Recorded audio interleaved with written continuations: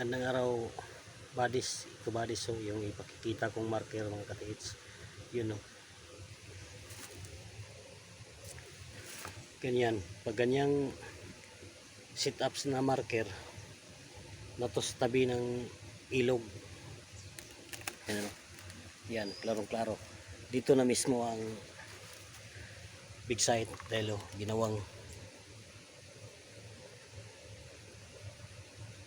intersign yan, passage patungo dito. Ito mismo sa malaking bato, may arrow yun, no? Klarong klaro, yun, directional patungo dito, dito mismo. Yan, klaro klaro mga katiits.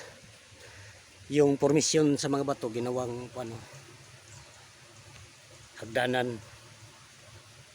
Yun, klarong klaro, ginawang hagdanan yan patungo dito, dito mismo.